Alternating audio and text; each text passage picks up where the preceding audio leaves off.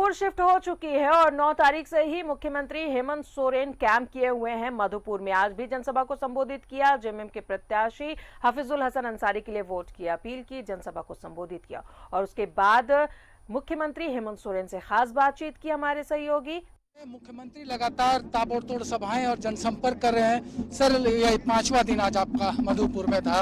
अब कितना कॉन्फिडेंट हैं आप कि जो मेहनत आप लोगों ने किया था उसका परिणाम 2 तारीख को आपके पक्ष में आएगा? हमारा ये कार्यक्रम तो चलता ही रहता, ये 5वां नहीं है, ये अनगिनतों में एक है।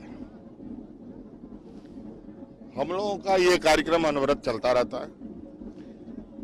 रही बात चुनाव की बात है, चुनाव के लेके मुझे लगता है कि लोगों से ही आप पूछे तो ज्यादा बेहतर होगा।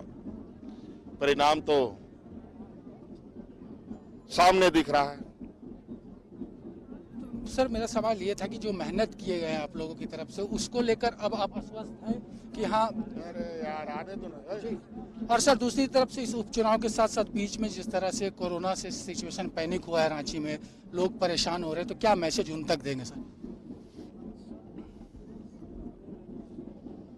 देखिए, कोरोना संक्रमण विगत 1.5 साल से पूरे देश को तबाह किए हुए, इस बात की शंका तो हम लोगों ने शुरू से ही जताई है। और अभी हमें पता चला है कि मुंबई महाराष्ट्र से ट्रेनें भी चल रही हैं।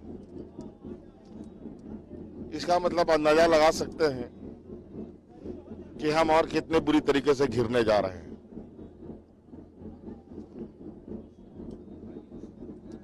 और सहयोग जिस तरीके से हम लोगों को कर सकते हैं अपने सीमित संसाधनों में,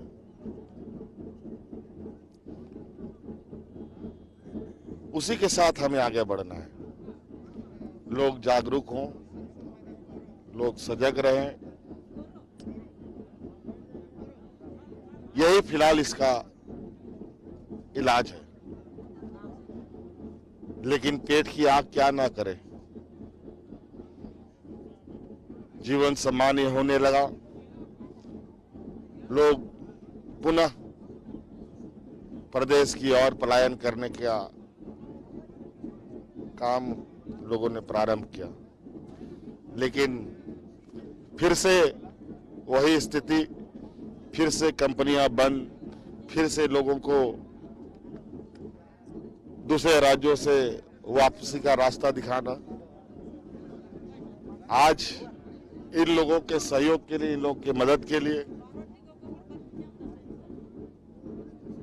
सबसे बड़े आवश्यकता राज्यों को आर्थिक सहायता की आवश्यकता होगी, जिसके माध्यम से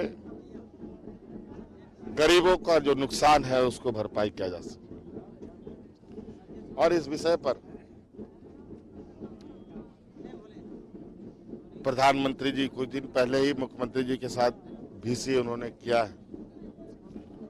कई लोगों ने सुझाव दिया, हमें बोलने का मौका नहीं मिला समय के अभाव में, और इसका अंदाजा तो था ही।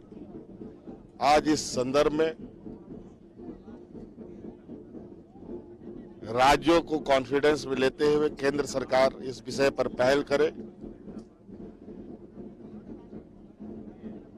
क्योंकि कोई भी चीजें निर्णय लेने से, एक राज्य के निर्णय लेने से देश का कोरोना खत्म नहीं हो सकता। 8 तारीख से राज्य में व्यवस्था की गई है, 8 अप्रैल से 30 अप्रैल तक के लिए, जिस तरह से रात 8 बजे के बाद दुकानें बंद कर दी गई है, तो फिलहाल उसी पे सरकार स्टैंड करेगी या कुछ कड़े निर्णय ले सकती है?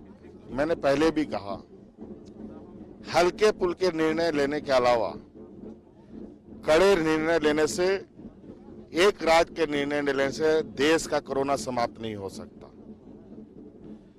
इसके लिए कलेक्टिवली पूरे देश को एक समान निर्णय लेने पड़ेंगे। इसके लिए केंद्र सरकार इसके लिए पहल कर रही है, क्योंकि इसमें बहुत सारी चीजें शामिल हैं और हमारी ये चिंता है, जिस तरीके से आप देख रहे हैं कई राज्यों में तो स्थिति यह है कि लाशें जलाते जलाते श्मशान घाट ध्वस्त हो रहे हैं।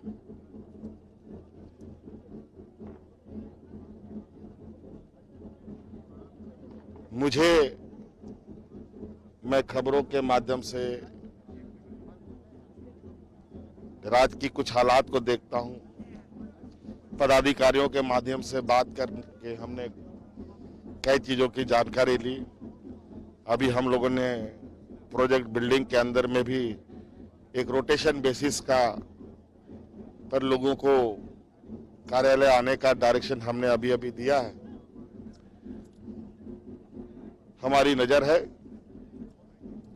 और पूरे देश की भी चीजों को हम लोग देख रहे हैं और निश्चित रूप से इसमें सब लोगों को एक समान रूप से चिंता करने की आवश्यकता है। एक आखिरी सवाल, राज्य की जनता को इस कंडीशन में क्या मैसेज देंगे आप?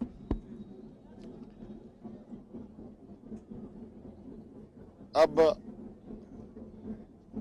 शहरों में, ग्रामीणों में एक अलग अलग विचारें चलती हैं, लेकिन आज ये संक्रमण सभी के लिए एक समान और सब लोग अपने एहतियातन से रहें, टीकाकरण के कार्यों में भाग लें।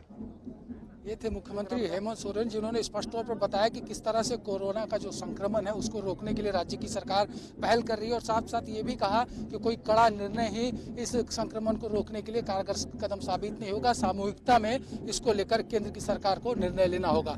सहयोगी उमेश के साथ विपिन उपाध्याय, न्यूज़ 11 मधुबन।